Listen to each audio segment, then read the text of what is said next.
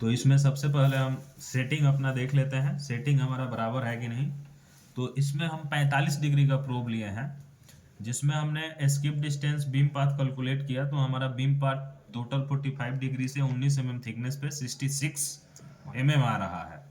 तो रेंज हम उसके अनुसार 80 ले लेंगे, और 80 रेंज पे ही हम क्या करेंगे, कैलिब्रेशन करेंगे। रेंज शो किया है। तो वेलोसिटी हम 32-50 ले लिए हैं एंगल बीम प्रोब के लिए।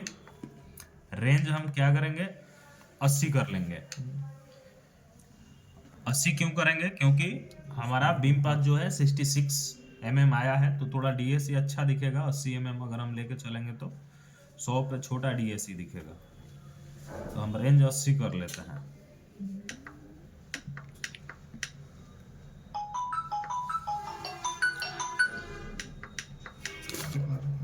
रेंज हो गया। अब हम बाकी का सेटिंग्स भी सब चेक कर लेंगे। यहाँ हमने मटेरियल सेलेक्ट नहीं किया है, ये सारा सेटिंग प्रोब मोड पीई रहेगा, पीई है, ठीक है। रिसीवर ऑफ रहेगा। मेजरमेंट में हम 45 डिग्री और ब्लॉक थिकनेस 19 mm लिए हैं, ठीक है। एक्स ऑफ वैल्यू हम कैलिब्रेशन करने के बाद से इसको डाल सकते हैं।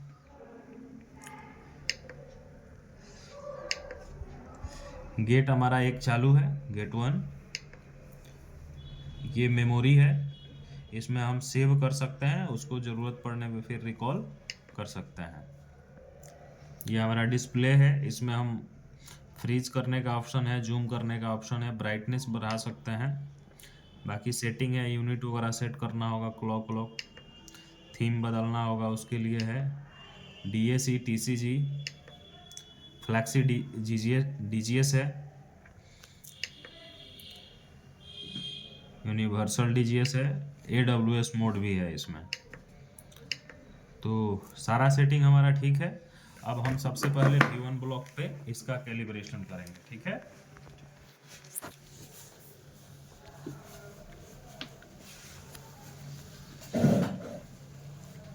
तो हमारा ये आना चाहिए 25 पे, क्योंकि हमारा रेंज जो है, रेडियस जो है V2 ब्लॉक का 25 और 50 है। रेडियस कितना है, 25 और 50। तो इको कहाँ से आना चाहिए, 25 से, और दूसरा 100 से। तो दूसरा आएगा नहीं, क्यों नहीं आएगा, क्योंकि हमारा रेंज 80 ही है। तो ऐसे कंडीशन में हम क्या करेंगे, पलट के दूसरा वाला रेडियस चेक कर लेंगे, 50 mm वाला।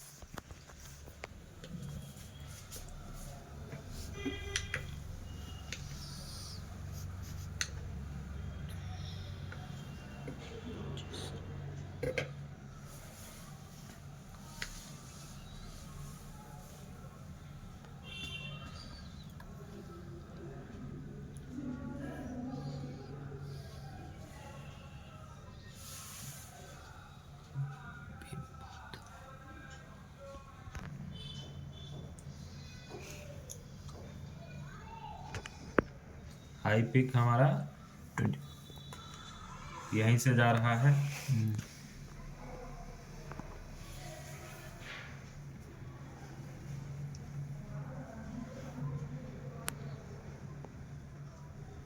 ठीक है। और हमारा एक्स ऑफ जो है, इसमें हम देखेंगे एक्स ऑफ, तो हमारा एक्स ऑफ 9 आ रहा है, ठीक है। कितना आ रहा है, 9।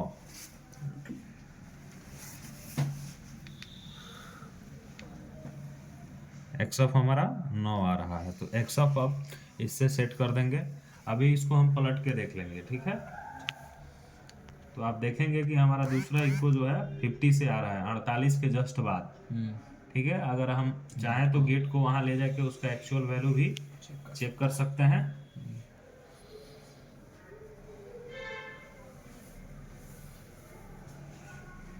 अब हम 50 की तरफ, अपना रेडियस की तरफ प्रोब फेस किया है, तो ये हमारा V2 ब्लॉक पे कैलिब्रेशन ओके है। Is it okay. अब हम DAC बना सकते हैं। सेम अगर इस पे भी हम कैलिब्रेशन करेंगे तो एक हमारा 25 आएगा और दूसरा 100 आएगा, क्योंकि इसमें जो रेडियस है 25 और 100 है। 20.9।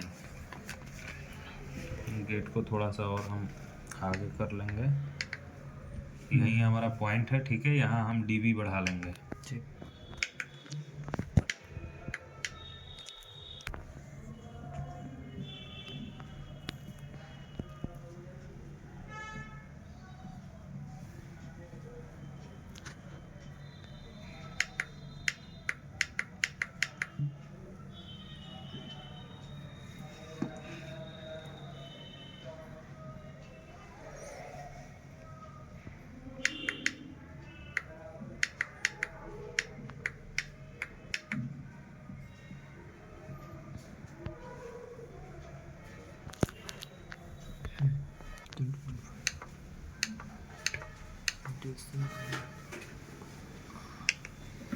अब डीएसी में जाएंगे हम।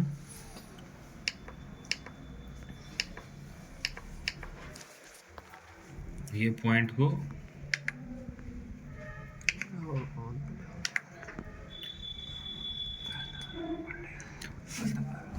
जो डीएसी है वो डीएसी ऑन हुआ है, ठीक है। तो इस डीएसी को हम क्या करेंगे, हटा देंगे।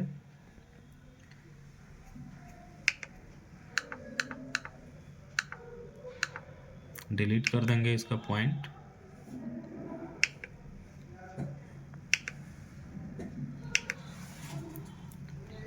और फिर से नया डीएसी हम बनाएंगे, ठीक है। तो यहाँ हम ऐड करेंगे पॉइंट फर्स्ट।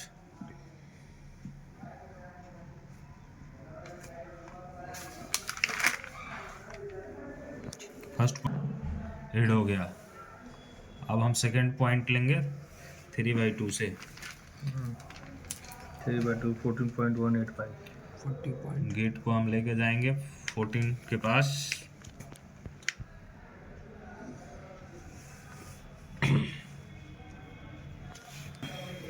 पॉइंट है, ठीक है। देखेंगे हाई पिक कहाँ से कर रहा है, वहीं पॉइंट हम लेंगे। पॉइंट को ऐड कर देंगे। तीसरा पॉइंट हम लेंगे 1/4 से।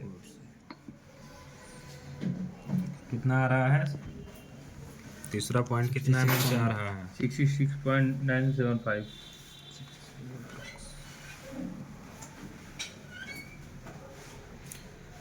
ये तीसरा पॉइंट हमारा 65.6 से आ रहा है। तीसरा पॉइंट ये हम ऐड कर लेंगे। 66 है सर।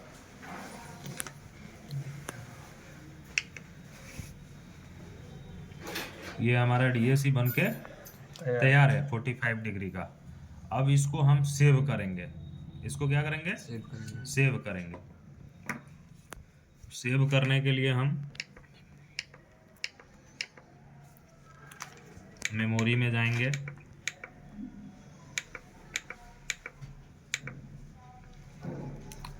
सेव कॉल सेट पे क्लिक करेंगे। यहाँ हम इसका नाम डालेंगे 45 डिग्री।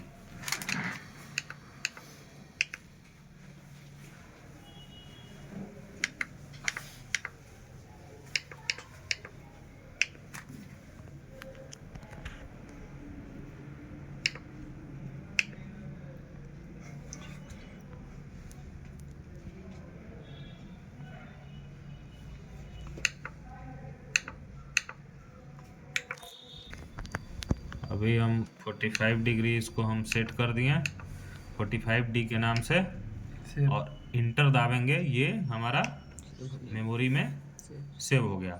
अब यहाँ व्यू कॉल सेट पे जाएंगे और देखेंगे तो 45D हमारा सेट है। एक 70 का भी सेट है, तो हम चाहेंगे तो 70 डिग्री का भी जो पहले से हमने डीएसी बना रखा है उसको लोड करेंगे तो ये भी डीएसी हमारा ओपन हो जाएगा।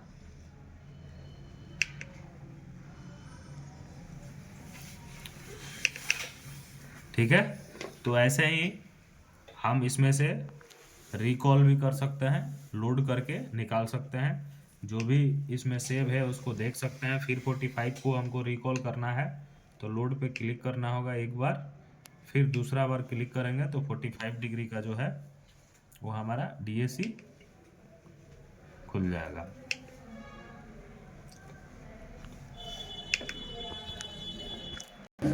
ये हमारा स्पेसिमेन है या जॉब है। तो इसमें हमारा जो बीम पाथ था 66 था, स्किप डिस्टेंस कितना था, तो 47.5 यानी नियर अबाउट 50 mm।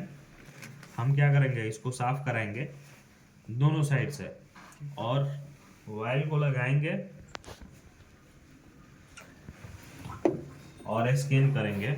तो स्कैन करने से पहले हम क्या करेंगे, गेट को सेट करेंगे। अब इस स्पेसिमेन को हम स्कैन करेंगे तो आप देखेंगे कि इसमें जो डिफेक्ट है बीम पाथ 39.8 से और स्किप डिस्टेंस जो है 28.2 है और हाइट दिखा रहा है 110% और ये डिफेक्ट जो है 9.8 mm से आ रहा है। तो अगर हम स्किप डिस्टेंस यहाँ प्रूफ से मेजर करेंगे तो जहाँ तक स्किप डिस्टेंस जा रहा है उसी स्किप डिस्टेंस में जो डिफेक्ट है 10 mm से ये डिफेक्ट आ रहा है। अगर इस तरह का कोई भी इंडिकेशन आता है तो ये इंडिकेशन रिपेयरेबल है, इसको हम रिपेयर में डालेंगे, क्योंकि जिसका हम यूटी कर रहे हैं उसका थिकनेस हमारा 16 mm है और ये नियर अबाउट 10 mm से आ रहा है, यानी रूट के पास का ये डिफेक्ट है।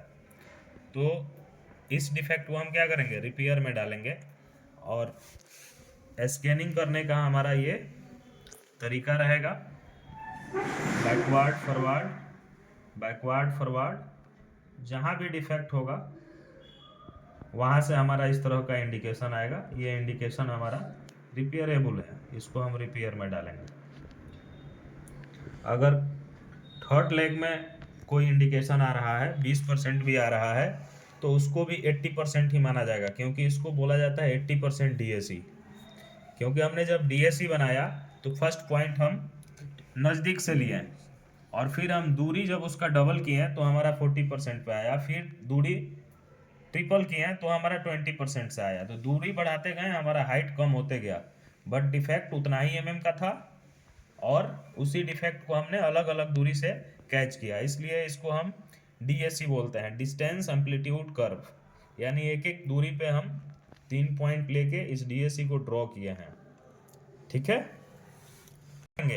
स्कैन करके हम डिफेक्ट को कैच कर सकते हैं।